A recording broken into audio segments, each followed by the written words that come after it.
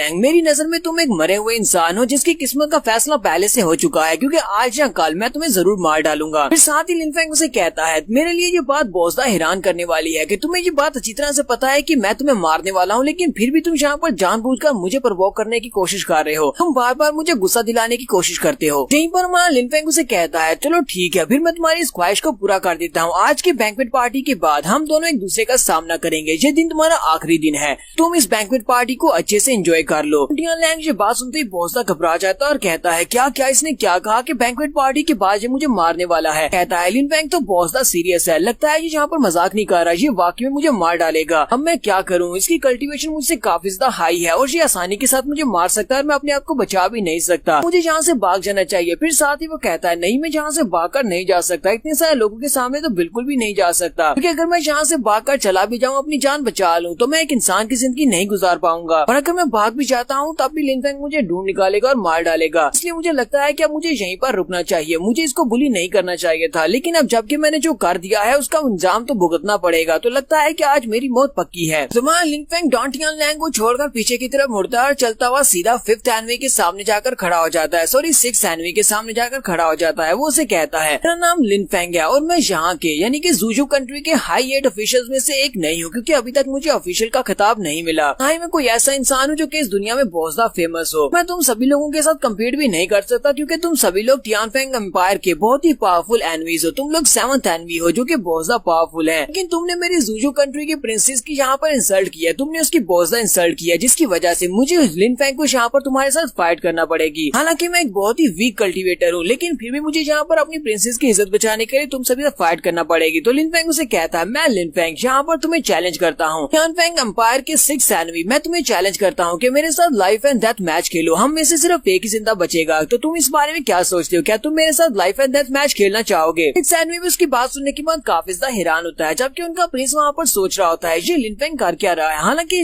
ये काफी ज्यादा वीक कल्टीवेटर है, फिर भी यहाँ पर हर एक को चैलेंज तो नहीं कर सकता। इसने खुद कहा ये बहुत ज्यादा कमजोर है, फिर हमारे 6th एनवी को यहाँ पर लाइफ एंड डेथ मैच का चैलेंज क्यों कर रहा है? 6th एनवी में लिन फेंग की बात सुनने के बाद सोच रहा होता है, हाँ ये बात तो ठीक है कि मैं 7th एनवी से काफी ज्यादा स्ट्रॉन्ग हूँ, लेकिन इतना भी ज्यादा स्ट्रॉन्ग नहीं हूँ कि हम दोनों के दरमियान में जो पावर गैप है कि वो बहुत ज्यादा हो। इसने 7th एनवी को बड़ी आसानी के साथ मार दिया, वो भी सिर्फ एक ही स्ट्राइक के साथ। तो अगर यहाँ पर 7th एनवी की पावर को देखा जाए तो वो स्ट्रेंथ के मामले में मुझसे थोड़ा सा ही कमजोर होगा। मैं 6th एनवी होने के नाते अगर इससे फाइट करूंगा तो मैं हार जाऊंगा। ये लड़का यहाँ पर लाइफ एंड डेथ मैच का कह रहा है, इसका मतलब हम दोनों में से एक को मरना पड़ेगा। तो लिन फेंग उसे कहता है, 6th एनवी प्लीज जल्दी से बताओ कि क्या तुम मेरे इस चैलेंज को एक्सेप्ट करोगे या नहीं, मुझसे फाइट करोगे या नहीं। 6th एनवी बहुत सा घबरा जाता है और कहता है, जिंदा रहना ज्यादा बेहतर रहेगा, पर थोड़ी सी इंसल्ट होगी अगर मैं इसकी चैलेंज को एक्सेप्ट नहीं करता। वो कहता है, नहीं, मैं तुमसे फाइट नहीं करूंगा, मुझे इसमें इंटरेस्ट नहीं है। फेंग उसकी बात सुनने के बाद हंसना शुरू कर देता है। लिन फेंग वहाँ पर हंसते हुए कहता है, थोड़ी देर पहले जहाँ पर मैंने 7th एनवी से फाइट की थी वो एक कचरा था, लगता था कि वो बहुत ज्यादा पावरफुल है, लेकिन वो मेरी एक ट्रैक को भी बर्दाश्त नहीं कर पाया और सिर्फ एक ही अटैक से मारा गया। यहाँ पर 6th एनवी ने मुझसे फाइट करने से ही मना कर दिया, तो इसका मतलब ये एक डरपोक है। लगता है कि तुम्हारा 7th और तुम्हारा 6th एनवी यहाँ पर अपने असली कलर्स दिखा रहे हैं। के बाद हमारा लिन फेंग उससे आगे गुजर जाता है। लिन फेंग आगे जाने के बाद 5th एनवी के सामने जाकर खड़ा हो जाता है और उसे कहता है, लिन फेंग तुम्हें 5th एनवी को यहाँ पर चैलेंज करता हूँ, मेरे साथ लाइफ एंड डेथ बैटल खेलो। हम दोनों तब तक यहाँ पर फाइट करेंगे जब तक कि हम दोनों में से कोई एक मर नहीं जाता। 6th एनवी उसकी बात सुनने के बाद सोच रहा होता है, लिन फेंग ने सबसे पहले यहाँ पर आकर मुझे चैलेंज किया, मैंने जब इसके चैलेंज को यहाँ पर रिफ्यूज कर दिया तो ये जल्दी से 5th एनवी के पास चला गया। अगर हमारा 5th एनवी यहाँ पर इसके चैलेंज को एक्सेप्ट नहीं करता और वो भी रिफ्यूज कर देता है तो फिर लिन फेंग क्या करेगा? क्या ये हमारे 4th एनवी के पास जाएगा? 5th एनवी जो कि पहले काफी ज्यादा एरोगेंटली बातें कर रहा था, अब काफी ज्यादा घबरा जाता है और सोच रहा था, अब मुझे क्या करना चाहिए, क्या मुझे इस लड़के के साथ फाइट करनी चाहिए या नहीं करनी चाहिए? मैंने यहाँ पर रिफ्यूज कर दिया, यहाँ पर हमारे टियानफेंग एम्पायर का बहुत सा नाम खराब हो जाएगा और मेरी पर्सनल रिस्पेक्ट में भी काफी ज्यादा नुकसान होगा, क्योंकि मैं यहाँ पर अगर मना करूंगा तो सभी लोग मेरे नाम पर थू करेंगे कि मैंने लिन फेंग जो कि जिसकी कल्टीवेशन में मुझसे लो थी के चैलेंज को एक्सेप्ट नहीं किया। लिन फेंग 5th एनवी को पंप करने के लिए उसे कहता है, अगर तुम्हें यहाँ पर डर लग रहा है तो तुम मना कर सकती हो, मैं कौन सा तुम्हारे पास ज्यादा दबाव डाल रहा हूँ, तुम्हें बस ये कहना है कि तुम्हें मुझसे फाइट नहीं करनी। तो 5th एनवी उसकी बात सुनने के बाद और भी घबरा जाता है और उसे कहता है, लगता है कि तुम मरना चाहते हो। साथ ही थोड़ी देर सोचने के बाद वो लिन फेंग को जवाब देता है और कहता है, मैं तुमसे फाइट नहीं करूंगा, मुझे फाइट नहीं करनी। फेंग फिर से जोर जोर से हंसना शुरू कर देता है और कहता है, तुमने भी यहाँ पर फाइट करने से मना कर दिया, लगता है कि तुम्हारे टियानफेंग एम्पायर में सभी के सभी डरपोक और कमजोर लोग हैं, तुम्हारा पूरे का पूरा टियानफेंग एम्पायर तो कचरू से भरा हुआ है। 2 लोगों को चैलेंज किया लेकिन दोनों मेरे चैलेंज को एक्सेप्ट नहीं कर रहे, लेकिन इस बात से क्या फर्क पड़ता है, तुम कौन सा कोई महान इंसान हो, तुम तो 7th एनवी के कचरे में से एक कचरा हो। 5th एनवी वहाँ पर सोच रहा था। लिन फेंग यहाँ पर हमें एक के बाद एक को चैलेंज कर रहा है। पहले जब 5th 6th एनवी के पास गया, उसके बाद जब मेरे 5th के पास आया, मैंने जहाँ पर मना किया है तो अब ये सीधा 4th के पास जाएगा। जैसे जैसे ये आगे बढ़ता जा रहा है वैसे वैसे पावर गैप बहुत ज्यादा बढ़ता जा रहा है। लिन फेंग उन सभी का मजाक उड़ाता है। लिन फेंग कहता है, मैंने जहाँ पर जब से तुम लोगों को देखा है तब से तुम सभी लोग जहाँ पर अपनी लंबी लंबी छोड़े हो, तुम सभी लोग एरोगेंटली बिहेव कर रहे थे, तुम सभी लोग अपने बारे में बता रहे थे कि 7th एनवी बहुत ज्यादा महान है, वो पता नहीं क्या चीज है। लोग तो यहाँ पर हमारी प्रिंसेस को नचाना चाहते थे, लेकिन असल में तुम सभी लोग कचरे से ज्यादा कुछ भी नहीं हो। अब तो मुझे यहाँ पर सिर्फ 7 कमजोर लोग दिखाई दे रहे हैं जो कि बहुत ज्यादा कमजोर हैं, इतने कमजोर हैं कि वो अपने से लो रैंक के कल्टीवेटर को भी चैलेंज नहीं करना चाहते। तो लिन फेंग चलता हुआ सीधा 4th एनवी के सामने चला जाता है और उसे कहता है, मैं लिन फेंग ज़ूजू कंट्री से तुम्हें यहाँ पर चैलेंज करता हूँ 4th एनवी, क्या तुम मेरे चैलेंज को एक्सेप्ट करोगे और मेरे साथ लाइफ एंड डेथ की बैटल खेलोगे? लिन फेंग जब 4th एनवी को जीत के उसका प्रिंस उसे कहता है, नहीं तुम इस चैलेंज को एक्सेप्ट नहीं करना। 4th एनवी अपने प्रिंस की तरफ देखता है तो उसका प्रिंस जब उसे नो कहता है तो वो उसकी बात सुनने के बाद कहता है, ठीक है फिर मैं तुमसे फाइट नहीं करूंगा। लिन फेंग उसकी बात सुनने के बाद 3rd एनवी के पास चला जाता है। वो 3rd एनवी के सामने खड़ा हो जाता है और उसे कहता है, मैं लिन फेंग ज़ूजू कंट्री से तुम्हें चैलेंज करता हूँ, हम दोनों लाइफ एंड डेथ मैच खेलेंगे, क्या तुम मेरे चैलेंज को एक्सेप्ट करोगे? 3rd एनवी ने तो पहले भी उससे चैलेंज करने का कहा था। वो आगे से हंसना शुरू कर देता है और उसे कहता है, हाँ क्यों नहीं, और वो बड़ी स्पीड से अपनी पावर्स को रिलीज करते हुए उसके ऊपर अटैक कर देता है। अपनी तलवार को लेकर लिन फेंग के ऊपर अटैक करता है और उसे कहता है, लिन फेंग चलो रेडी हो जाओ। लिन फेंग जल्दी से जंप करते हुए पीछे की तरफ हटता है। फेंग जंप करते हुए पीछे हट रहा होता है तो 3rd एनवी अपने हाथ से अपनी तलवार को छोड़ देता है। उसकी तलवार उड़ती हुई लिन फेंग के पास से गुजर जाती है। लिन फेंग कहता है, तो टियानफेंग सिटी के 3 डरपोक एनवीज के बाद अब आखिर पार आकर किसी ने मेरे चैलेंज को एक्सेप्ट किया है, चलो देखते हैं कि अब तुम यहाँ पर क्या उखाड़ पाते हो। तो 3rd एनवी उसे कहता है, तुम्हें लगता है कि उन लोगों ने तुम्हें यहाँ पर फाइट से मना किया है, इसका मतलब यह है कि वो डरपोक है? नहीं, वो डरपोक नहीं है, बल्कि वो सभी लोग चाहते थे कि तुम मेरे सामने आओ और मुझे आकर ये कहो कि मैं तुम्हें चैलेंज कर रहा हूँ। के बाद वो चाहते थे कि मैं तुम्हें अपने हाथों से मारूं, तो अब मैं तुम्हें अपने हाथों से मारूंगा। लिन फेंग उसकी बात सुनने के बाद कहता है, एक्सक्यूज अच्छा है, जबकि मुझे अच्छी तरह से पता है कि वो लोग डरपोक हैं, इसके अलावा कुछ भी नहीं है। साथ ही मां लिन फेंग अपनी तलवार को निकालते हुए विंड स्वर्ड को यूज करते हुए उसके ऊपर अटैक करता है। तो लिन फेंग अपनी तलवार के साथ बड़ी स्पीड के साथ उसके करीब पहुंच जाता है। लिन फेंग की स्पीड काफी ज्यादा होती है। एनवी कहता है, इस लड़के की स्पीड तो काफी ज्यादा है, मैं इसको रोक नहीं पाऊंगा। वो बड़ी स्पीड से पीछे की तरफ हटता है। लिन फेंग भी जंप करते हुए पीछे हट जाता है। वो अपनी तलवार को जब घुमाकर उसके ऊपर अटैक कर रहा था तो उसका कंधा जख्मी हो जाता है। वो कहता है, ये बंदा काफी ज्यादा डेंजरस है, मुझे काफी ज्यादा केयरफुल रहना पड़ेगा कि ये कहीं से भी मेरे ऊपर अटैक कर सकता है, क्योंकि इस लड़के की स्पीड ज्यादा है। अपनी पावर्स को रिलीज करते हुए अपने कंधे को वहाँ पर हील कर लेता है और उसके साथ ही वो अपनी एनर्जी से बनी हुई काफी सारी तलवारें निकालता है और उन तलवारों के साथ वहाँ पर एक स्टार स्वॉर्ड फॉर्मेशन बनाता है।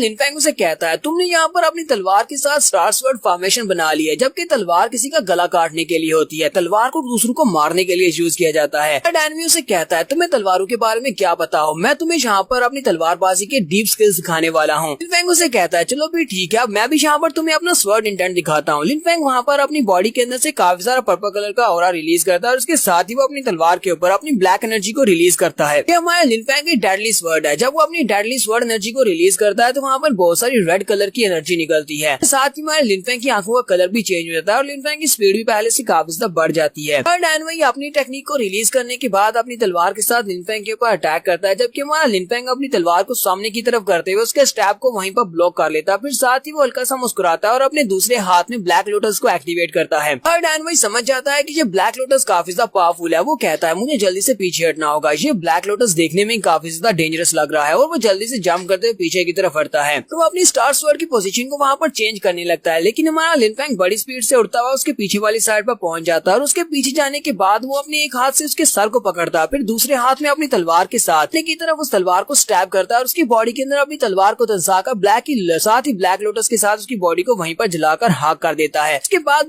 लिन फेंग जंप करते हुए वहाँ पर नीचे उतर आता है। लिन फेंग नीचे उतरने के बाद आगे बढ़ता है और सीधा सेकंड एनवी के सामने जाकर खड़ा हो जाता है। लिन फेंग सेकंड एनवी से कहता है, अब सिर्फ और सिर्फ तुम बचे हो। लिन फेंग तो अपने साथ यहाँ पर 5 कमजोर एनवीज को लेकर आया, जिनमें से कुछ तो डरपोक थे, बाकी के सभी बहुत ज्यादा कमजोर थे। अब तुम बचे हो सेकंड एनवी, तो मैं यहाँ पर तुम्हें चैलेंज करता हूँ। सेकंड एनवी काफी ज्यादा घबरा जाता है, जबकि उसी वक्त ड्रैगन माउंटेन के जो एम्बेसडर होते हैं वो वहाँ पर बीच में बोल पड़ते हैं। वो लिन फेंग से कहते हैं, अब बस बहुत हो गया, तुम लोगों ने यहाँ पर बहुत सारी फाइट्स कर ली हैं। नहीं लगता कि अब तुम लोगों को यहाँ पर अपनी फाइटिंग को कंटिन्यू करना चाहिए, क्योंकि इसकी वजह से टियानफेंग सिटी और ज़ूजू कंट्री, इन दोनों के दरमियान में जो दोस्ती है उसके रिश्ते में दरार पड़ सकती है। टियानफेंग भी लिन फेंग से कहता है, ब्रदर लिन फेंग, मुझे लगता है कि अब बस बहुत हो गया, तुमने यहाँ पर काफी कुछ शो करवा दिया, बैठ जाओ। लिन फेंग उसकी बात सुनने के बाद कहता, हाँ क्यों नहीं ब्रदर, मैं अभी जाकर बैठ जाता हूँ। साथ ही हमारा लिन फेंग अपनी मिडिल फिंगर उन सभी को दिखाते हुए कहता है कि तुम सभी के सभी 7 एनवीज जो कि टियानफेंग सिटी के बहुत ही पावरफुल 7 रैंकिंग के पावरफुल लोग हो, सभी लोग मेरे सामने कुछ भी नहीं हो। तुम सभी लोग डरपोक, बेशर्म और बेगैरत इंसान हो। इसकी वजह से वहाँ पर जितने भी एनवीज जिंदा बचे होते हैं वो सभी लोग बहुत ज्यादा गुस्सा हो जाते हैं और शर्मिंदगी के मारे वहाँ पर बोल भी नहीं पा रहे होते, क्योंकि तो इन सभी लोगों ने जहाँ पर होती तो इसकी चैलेंज को एक्सेप्ट नहीं किया था। ड्रैगन एम्बेसडर उन लोगों से कहते हैं, मुझे लगता है कि हम लोगों ने यहाँ पर काफी सारा मजा कर लिया है। हम लोग अपनी इस पार्टी को यहीं पर खत्म करते हैं और जाकर रेस्ट करते हैं। टियानफेंग सिटी का प्रिंस भी उठकर खड़ा हो जाता है और उनसे कहता है, प्रिंस वुजा, अब तुम बताओ कि तुम इस बारे में क्या सोचते हो। वुजा उसे कहता है, मैंने इस बारे में क्या सोचना है, मैंने पहले से तुम सभी लोगों के लिए अपने पैलेस में रूम्स बुक करवा दिए हैं। तुम्हारे रूम अच्छी तरह से तैयार कर दिए गए हैं। तुम सभी लोग जाकर अपने अपने रूम में आराम कर सकते हो। तुम सभी लोगों को कोई भी परेशानी नहीं होगी और अगर कुछ चाहिए होगा तो बता देना। प्रिंस चनफेंग उसे कहता है, प्रिंस वुजा, तुम्हारा बहुत बहुत शुक्रिया जो तुमने हमारे लिए रूम्स को तैयार करवा दिया, लेकिन मुझे लगता है कि तुम्हें बाकी सभी के लिए रूम्स को तैयार करवाना चाहिए। और मेरे एनवीज, हम लोग टियानफेंग सिटी से पहली बार यहाँ पर इंपीरियल सिटी में आए हैं, तो हम लोग तुम्हारे इंपीरियल सिटी को विजिट करना चाहते हैं। तो आज रात तुम्हारे पूरे इंपीरियल सिटी को विजिट करेंगे, क्योंकि हम लोग यहाँ पर आराम नहीं करेंगे, इसी वजह से हम लोग यहाँ पर नहीं रुकेंगे। इस वुजा उसे कहता है, अच्छा ठीक है, फिर ठीक है, तुम अपने लोगों के साथ जाकर इंपीरियल सिटी को विजिट कर सकते हो। हमारा इंपीरियल सिटी एक बहुत ही खूबसूरत जगह है, तुम्हें यहाँ पर काफी कुछ देखने को मिलेगा। साथ ही वुजा उन सभी से कहता है, ठीक है, सभी लोग जा सकते हैं। इस वुजा ड्रैगन एम्बेसडर से कहता है, ड्रैगन एम्बेसडर, आप मेरे साथ आए, मैं आपको आपके रूम तक ले चलता हूँ। ड्रैगन एम्बेसडर उसे कहते हैं, प्रिंस वुजा, तुम वाकई में बहुत ज्यादा अच्छे लड़के हो, चलो ठीक है, मुझे अपने साथ ले चलो। ये साथ ही प्रिंस चनफेंग भी अपने एनवीज से कहता है, एनवीज चलो जल्दी से मेरे साथ चलो, और वो सारे के सारे एनवीज उसके साथ वहाँ से बाहर निकल जाते हैं। लिनफेंग आगे बढ़ता है, जिंजी से कहता है, जिंजी चलो आओ मेरे साथ, मैं तुम्हें तुम्हारे घर तक वापस छोड़ आता हूँ, तुम्हारे रेजिडेंशियल एरिया तक। यहीं पर हमारे प्रिंस लैंग को भी दिखाते हैं। प्रिंस लैंग को पिछली एपिसोड में हमारे लिनफेंग ने धमकी दी थी। लिनफेंग ने उसे कहा था कि पार्टी के खत्म होने के बाद हम लोग आपस में ड्यूल करेंगे और आज तुम्हारा आखिरी दिन है, आज ही तुम मरने वाले हो। लैंग वहीं पर खड़ा सोच रहा होता है। लिनफेंग फिलहाल के लिए तो प्रिंसेस जिंजी को छोड़ने के लिए जा रहा है, लेकिन मुझे लगता है ये वापस जरूर आएगा और मुझे भी यहाँ पर वापस आना पड़ेगा, क्योंकि आज मेरा अंतिम दिन है, तो जो मैं कर सकता हूँ मैं करके आ जाता हूँ।